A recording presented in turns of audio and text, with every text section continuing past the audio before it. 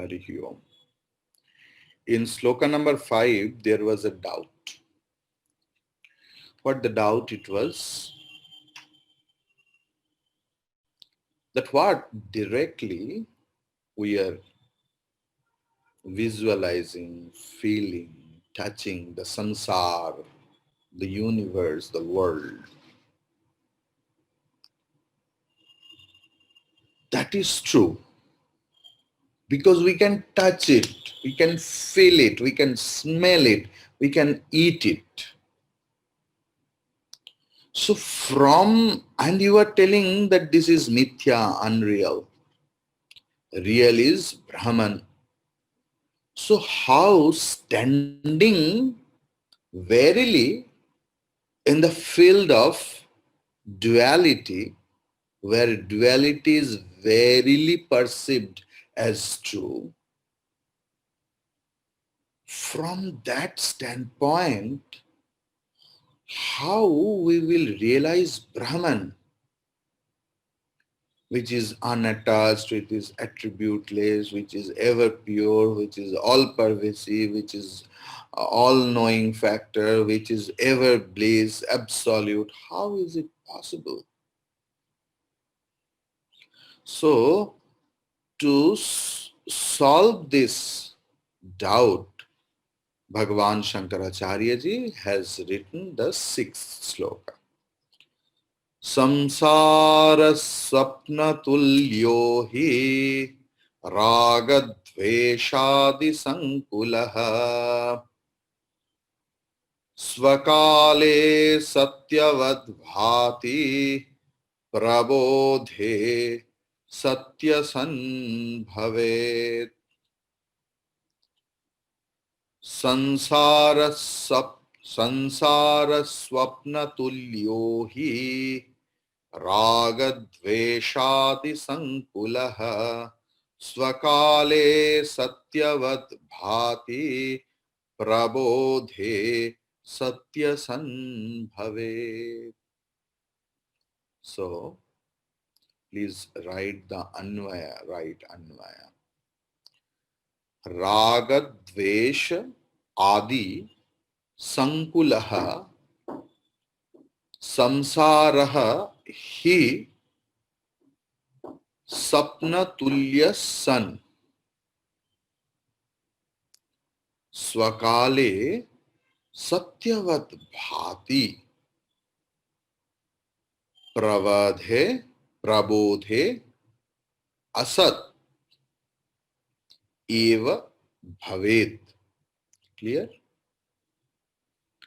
So what's the word for word meaning?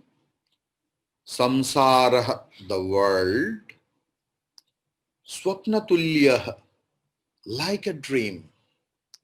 He, verily, ragadvesha adi sankulaha. Sankulaha means full of. Adi means it makes a sense that it is describing plurality. And it also says that something we have told and many we have not told, all are together.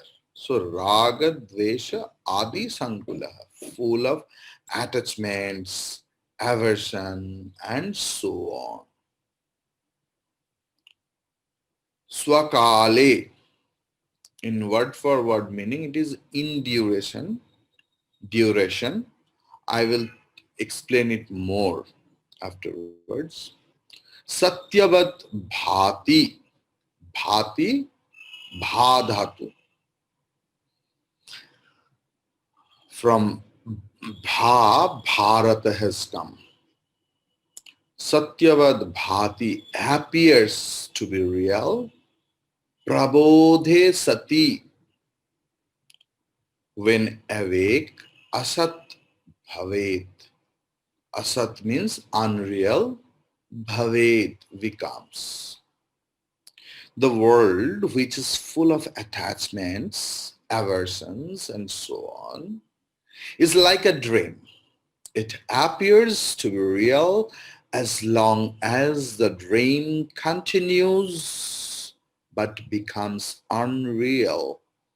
When one wakes up, when true wisdom dawns, it's a common knowledge that in a dream, the mind creates for itself a fanciful existence, unfulfilled desires, passions, and emotions, which we carry in our minds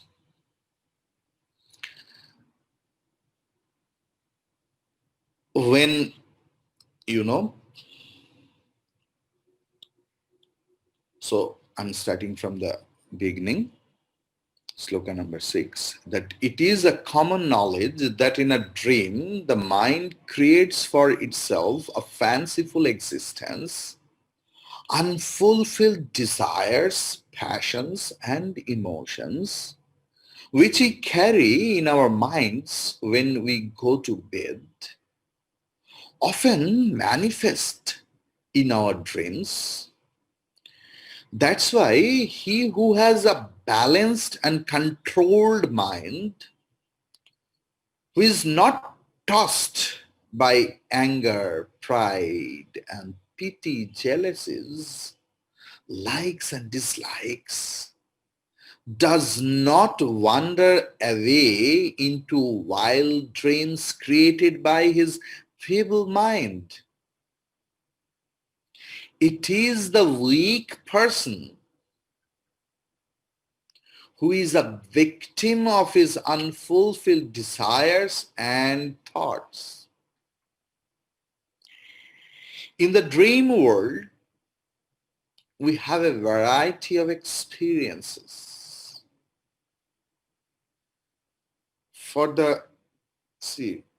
Just by Guru's grace, for a long years I have not dreamt.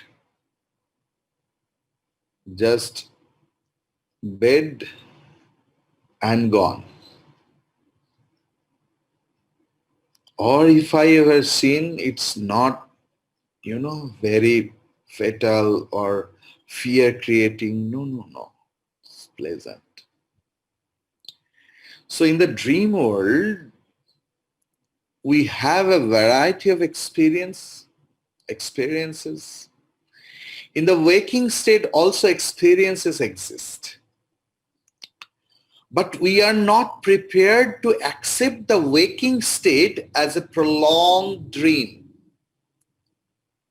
The reason is the firm grip of avidya or ignorance, which prevents us from accepting the real.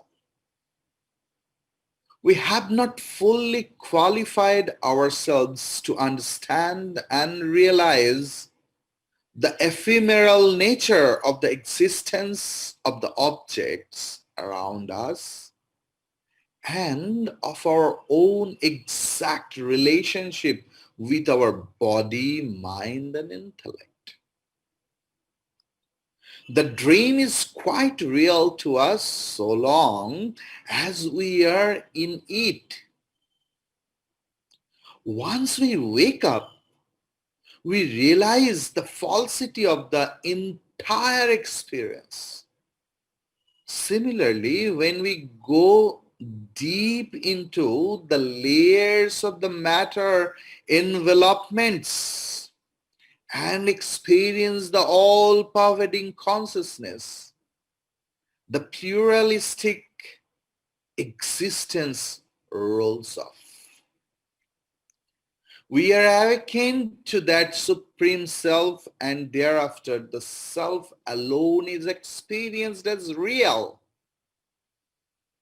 Therefore, wake up from the unreal existence by tearing asunder the ignorance, avidya, that is covering the real knowledge, and realize the blissful nature of your own self. If you have heard yesterday's talk on National Youth Day, the exactly same thing I tried to take up. Arise, awake, utho jago. And a lot of questions came from the many directions in India.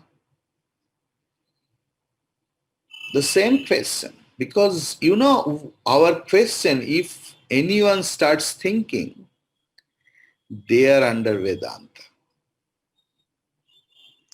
So please go through that. Or if you can't find it out, write me personally. I will give you the link. The thing is, the jnani, the realized soul, will be in the very world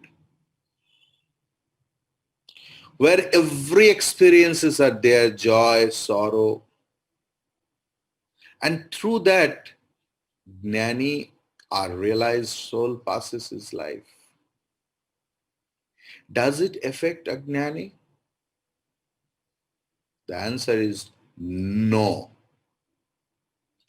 Because experiencer, experienced, and experience, three are negated completely.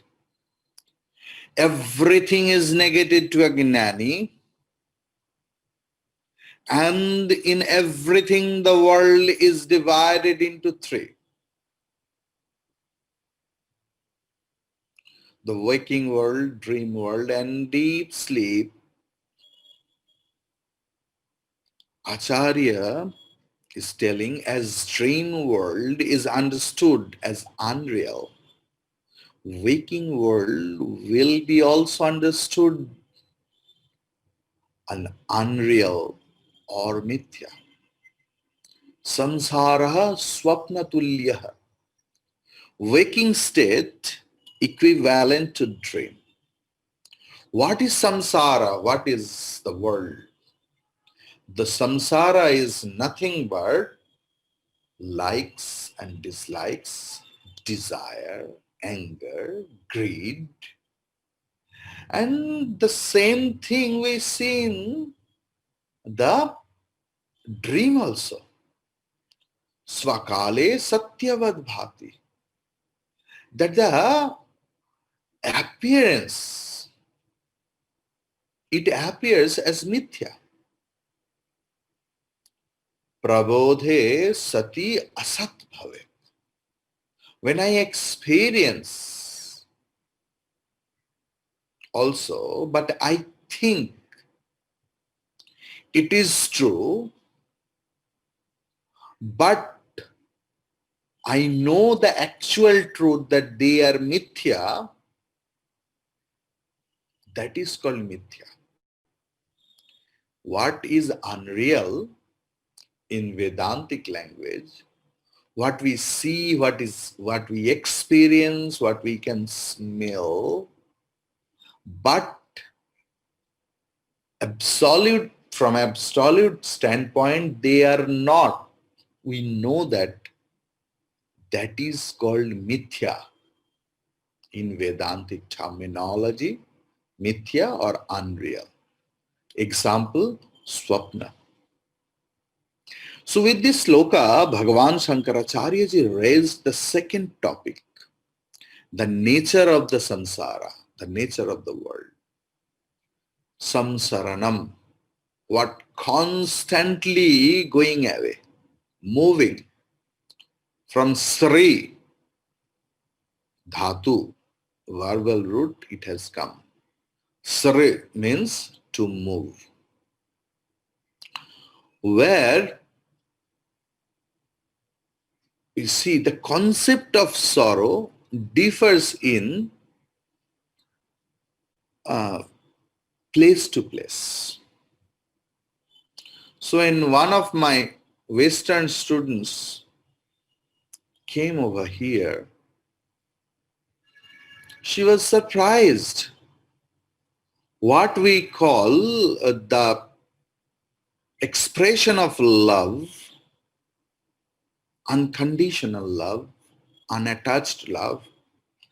It's an insulting or something different in their country. What they think as a generosity, we think, oh, Rama, Rama, what are they doing? So the concept of sorrow differs place to place, man to man in the world. Suppose someone else is telling, "Are, wo to sansar mein rehte." He lives in the sansar. Why? Because he has a wife, or he stays at home, or he goes sometimes to his home to meet his mother. So he is a samsari. He lives in sansar. Sansar means where there is desire, anger, greed, likes, dislikes, all those negativity, that is samsar. If any monastic member, stays in a monastery where not a single female bees are allowed, staying in that place also, if a monk, if a sannyasi, whatever age he may be an old monk, but still full of likes and dislikes, anger, greed, desire, he is worse than a samsari.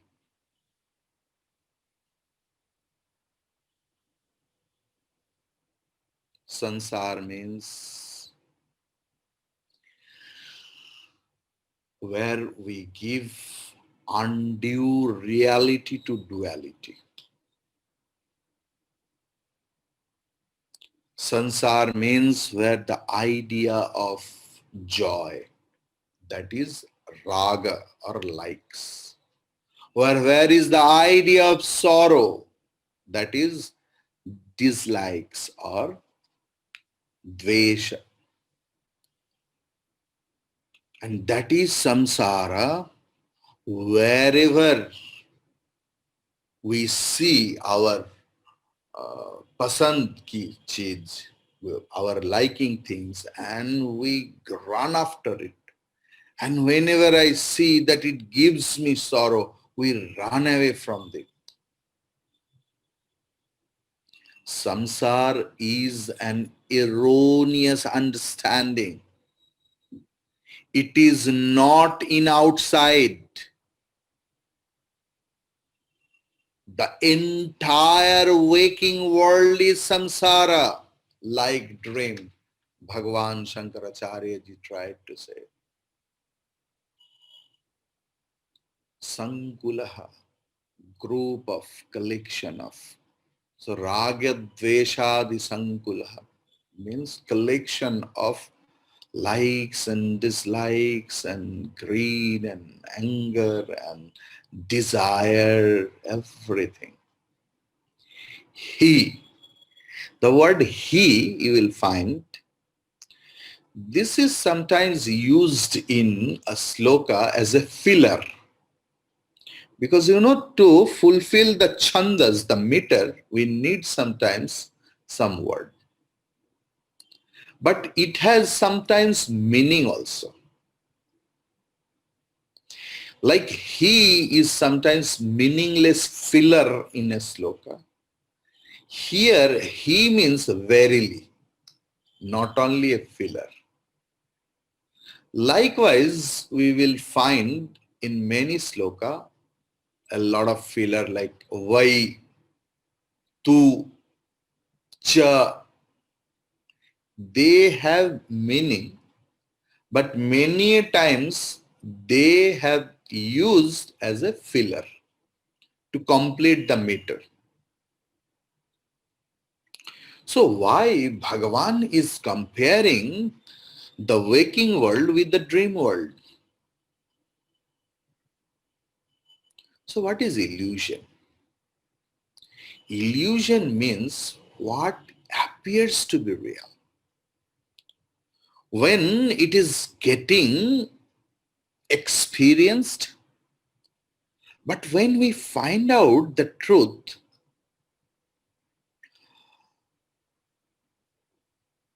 that understanding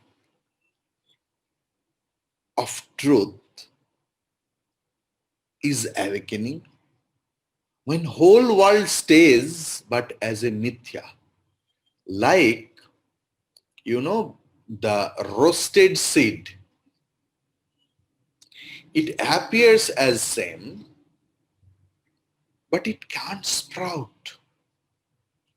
Or suppose a rope, if you lit it fully, it looks like a rope, but it can't bind us. So when the understanding will come about the truth, the whole world and its effect will not affect us. Like when we go to the desert, we see the mirage.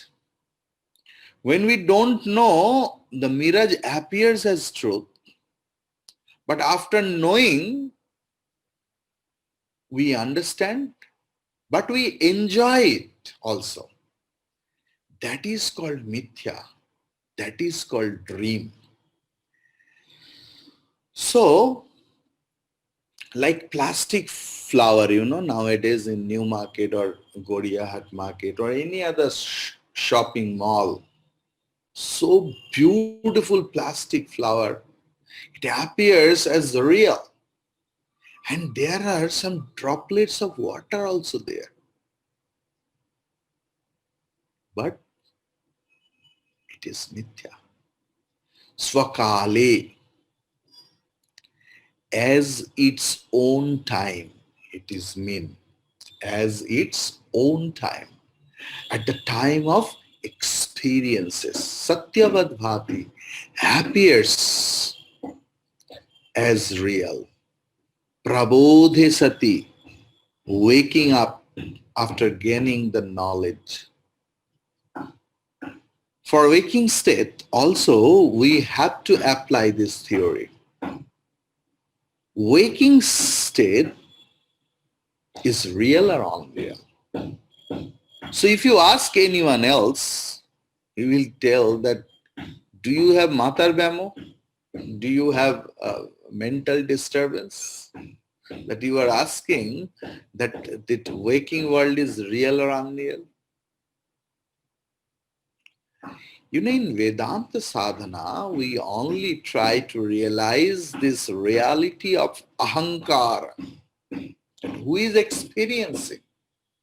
What is the basis of the experiencer? Vedanta only asks this question. So then he can understand the problem is not in outside. The problem is our inside ego. Wake up from dream is easy, but we have to wake up from the waking state. That is called awakening or prabodha. We have to wake up from waking state. What is common between waking and dream?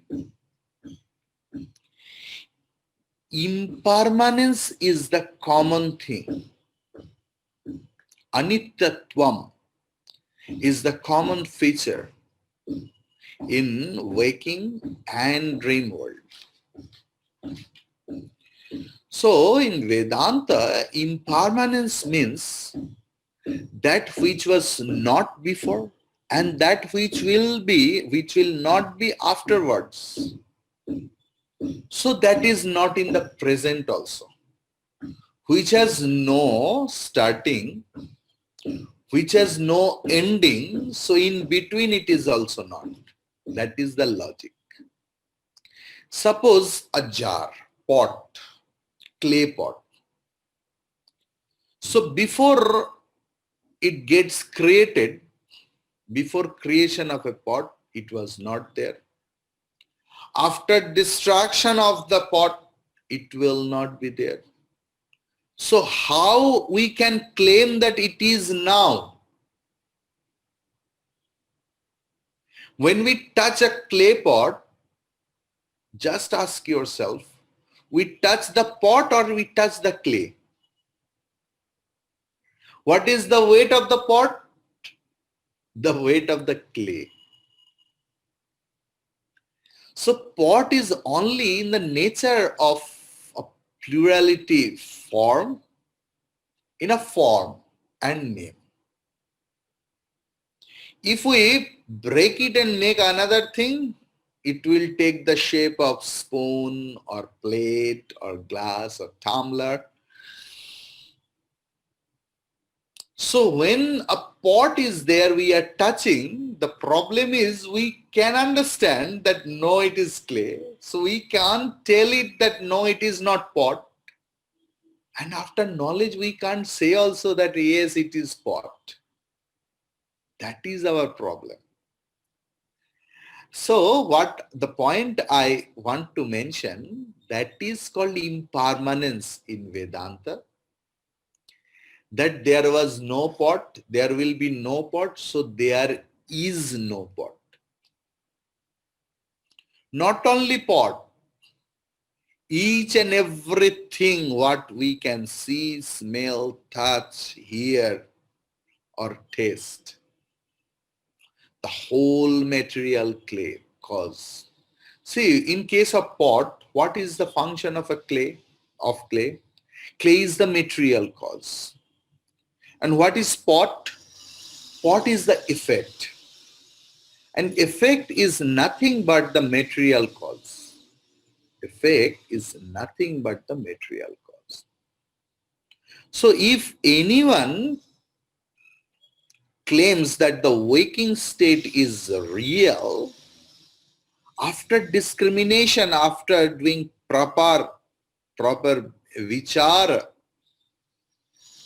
we can understand that the whole waking world is unreal. Now come to our body.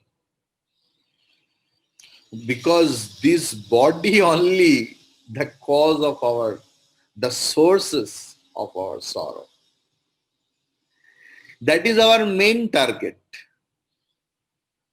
Because why we are studying Vedanta? For the total cessation of our sorrow.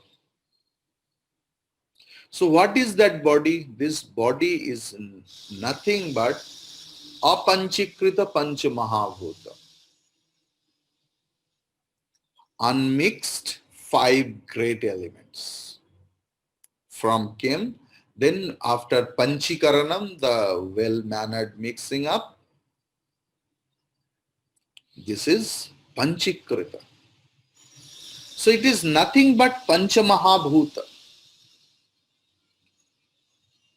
Means what is apanchikrita, that became Panchikrita, and from that Panchikrita in some various process that body has come. And after destruction, it will merge into that Panchamahabhuta. So all the waking state is that, and that is nothing but Maya. That is the actual waking form of the waking state. When I forget myself, then I project the world in the mind. That is dream. Suppose in a dream you entered in a deep forest and there you saw that a tiger is in front of you and the tiger is chanting, Om Brahmarpanam Brahma Havihi Brahmagno Brahmanahutam. What the mantra we chant before eating. And the tiger has started because you are in front of the tiger.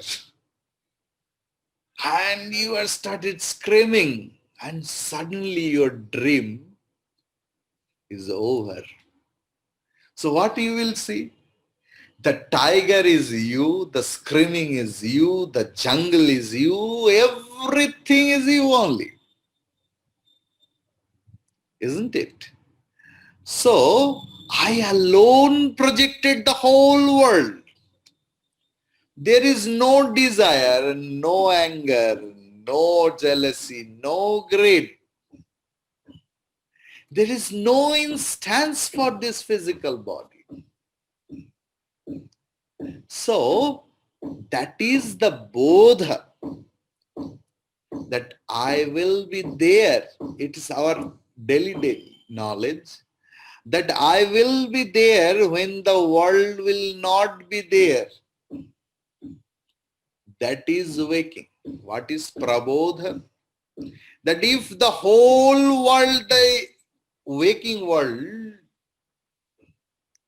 gets dissoluted, I will be there. That is waking. That is prabodha. I am continuing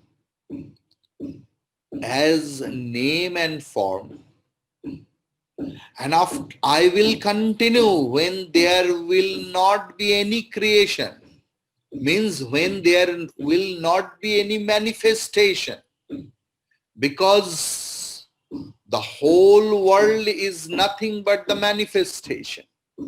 So what we saw, the dream and waking state, everything is impermanent, which was not before, which will not be afterwards. So it is not now. This is how everything is mithya. That is real awakening. It is prabodha. Hari Om Tat Sat.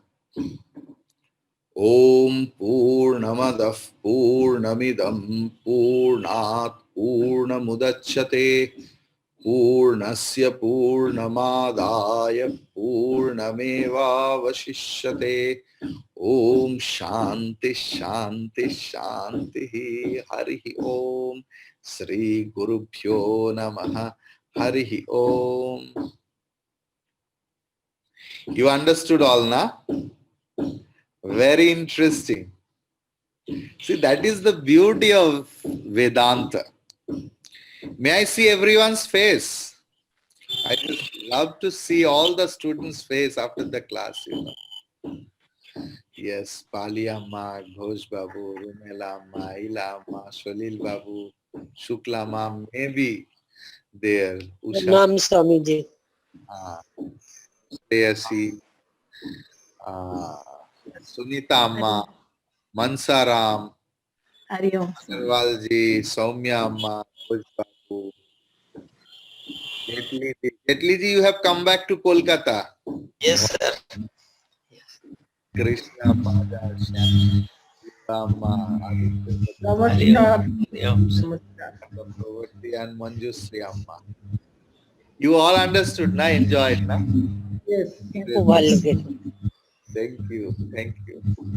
But Hari Om. it is difficult to practice, Guruji. Difficult to practice. No, All the time awakening. no, you think it is difficult. That is it. That's why it is difficult. Just remove that idea that it is. Okay. Okay, bye. There is no difficulty. All the difficulties, the sense of In the difficulty mind. Yes. are in our mind. Yes. I'll try to practice, Guruji, fervently.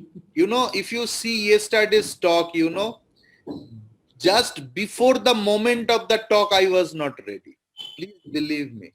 The questions came, but I did not know. You know, when I started studying that I will take up that, I started reading, but I don't know. I did not know.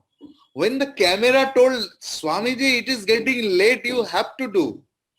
And I invoked my Guru, and Guru started speaking. Believe me, I'm a monk, I'm not a liar. Then and there, you know, and before that I was thinking, oh, how I will be. So you just start doing it. Everything will be okay. We are thinking that we are samsari. This is not for us. all such erroneous thinking is becoming the hindrance in our spiritual life. In the Thank you, same way, Guruji. you start thinking it is possible, it is for me. If I can't, nobody can't. If anyone can, if I anyone cannot. get the successful, I will be the one. Thank you, Guruji. Thank you. Hari Om.